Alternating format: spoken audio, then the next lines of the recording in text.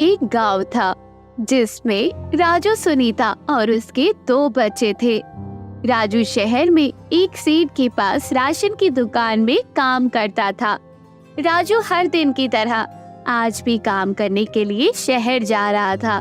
तभी अचानक से एक गाड़ी तेजी से आई और राजू को टक्कर मार दी, जिससे राजू की मौके पर ही मौत हो गई। इस बात से सुनीता और उसके दोनों बच्चे बहुत दुखी हो जाते हैं। राजू घर चलाने वाला इकलौता था। उसके गुजर जाने के बाद सुनीता की हालत बहुत खराब हो जाती है। माँ, आपने स्कूल में फीस नहीं भरी है, इसलिए टीचर ने हम दोनों को एग्जाम में बैठने नहीं दिया।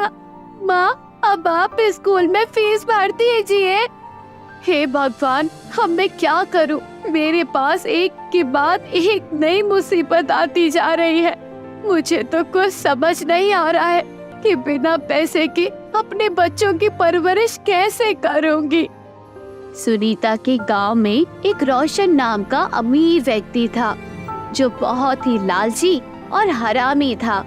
सुनीता पैसा मांगने के लिए उसके घर जाती है और बोलती है, सेठ जी, मेरे घर की स्थिति बहुत खराब हो गई है। जब से मेरे पति की मृत्यु हुई है, तब से मेरे घर में गरीबी छा गई है। आज मेरे दोनों बच्चों को स्कूल में फीस नहीं भरने के कारण उन्हें स्कूल से बाहर निकाल दिया गया। अगर मैं स्कूल की फीस नहीं भरी तो मेरे बच्चों का साल भर पढ़ाई बर्बाद हो जाएगा। इसलिए मेहरबानी करके मुझे कुछ रुपए उधार दे दीजिए। अरे तुमने मुझे पागल समझा है क्या? तुम्हारा पति तो मर गया है। अगर हम तुम्हें पैसा उधार दे दें तो तुम मुझे पैसा कैसे लौटाओगी? चलो जाओ यहाँ से, गांव में किसी और को पागल बनाना। इस तरह से सेठ सुनीता की बेइज्जती करके उसे अपने घर से भगा देता है। सुनीता के कुछ दोस्त दूसरे गांव में रहते थे। सुनीता अपने दोस्तों के घर भी पैसे मांगने जाती है, लेकिन उसके सारे दोस्त मतलबी और स्वार्थी थे। किसी ने भी सुनीता को पैसे नहीं दिए। किसी ने सच ही कहा है कि बुरे वक्त में ही अपनों की पहचान होती है।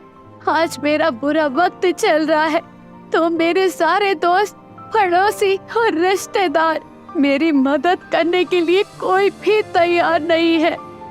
अपनी फूटी हुई किस्मत पर सुनीता को बहुत दुख होता है और रोते रोते वे अपने घर चली जाती है। घर पहुंचते ही वे अपने बच्चों को सारी बातें बता देती है। माँ, जिस प्रकार रात से सुबह होती है, उसी तरह हर बुरे वक्त के बाद अच्छा वक्त भी आता है। आप चिंता मत करिए, एक दिन सब ठीक हो जाएगा। तभी सुनीता का बेटा बोलता है, हाँ माँ, दीदी बिल्कुल ठीक बोल रही है। हम लोगों को दुखी होने से कुछ नहीं होगा। हमें खुद का कुछ काम करना होगा। मेरे पास एक अच्छा उपाय है। क्यों ना हम लोग पतंग बनाकर पास के बाजार में बेचना शुरू कर दे, क्योंकि अब मकर संक्रांति नजदीक आ रहा है, जिससे हम लोगों का पतंग ज्यादा बिकेगा और ज्यादा फायदा भी होगा। सुनीता को अपने बच्चों की समझदारी भरी बातों को सुनकर बड़ी हिम्मत मिलती है और वे खुशी से अपने दोनों बच्चों को गले लगा लेती है। फिर अगले दिन तीनों माँ बेटी पतंग बनाकर गांव के बाजार में पतंग बेचने के लिए पहुंच जाते हैं। सुबह से शाम तक पतंग बेचकर उनकी 100 रुपए तक की कमाई हो पाती है। माँ, अभी तक तो 100 रुपए की ही कमाई हो पाई है। इतने में तो हम लोगों का गुजारा भी नहीं हो पाएगा। तभी सड़क से गुजर रहे राहुल नाम के आदमी की जेब से पर्स गिर जाता है। सुनीता का बेटा सुमित जेब से पर्स गिरते हुए देख लेता है। वह तुरंत पर्स उठाकर राहुल के पीछे दौड़ने लगता है। सुनिए साहब, आपका पर्स गिर गया था, ये लीजिए। अरे वाह बेटा, तुम तो बहुत ही ईमानदार हो। तुम्हें पता है कि इस पर्स में अभी कितने रुपये हैं? नहीं नहीं, मुझे पता नहीं है। अभी इस पर्स में पूरे 10,000 रुपये हैं। तुम्हारा ईमानदारी देखकर मुझे बहुत खुशी हुई। तुम कहाँ रहते हो और तुम्हारे माता पिता क्या करते हैं? फिर सुमित राहुल को अपने बारे में सब कुछ बताकर उसे अपनी माँ और बहन के पास लेकर चला जाता है।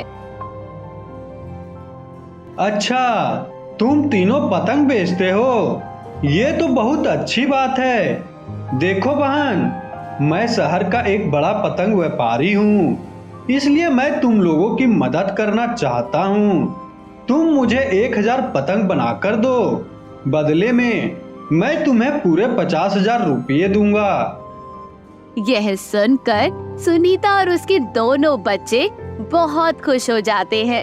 फिर शाम को घर पहुंचकर वे तीनों पतंग बनाने का काम शुरू कर देते हैं। माँ, हमें दिन रात एक करके पतंग बनानी होगी, तभी हम 1,000 पतंग बना पाएंगे। हाँ बेटी, तुम ठीक कहती हो, और पैसे आने के बाद मैं तुम दोनों की स्कूल की फीस भर दूंगी। उसके बाद तुम दोनों मन लगाकर पढ़ाई करना, मैं अकेले पतंग का काम संभाल लूंगी। फिर कई दिनों की मेहनत के बाद तीनों लोग 1,000 पतंग बनाकर तैयार कर लेते हैं। उसके बाद राहुल सुनीता से पतंग लेकर उसे 50,000 दे देता है। सुनीता बहन, मैं फिर से अगले साल तुमसे 1,000 पतंग बनवाऊंगा। इतना कहकर राहुल वहाँ से चला जाता है। तभी गांव का सेठ रोशन उसे पैसे देते हुए देख लेता है। सुनीता के पास 50,000 रुपए देखकर सेठ के मन में लालच आ गया। सुनीता के पास तो 50,000 रुपये आ गए हैं। मुझे किसी तरह सुनीता का 50,000 रुपया चुराना होगा। इस तरह लालची सेठ सुनीता का पैसा चुराने का प्लान बनाने लगता है। अब मैं क्या करूं? क्या करूं? सुनीता का पैसा कैसे चुराऊं?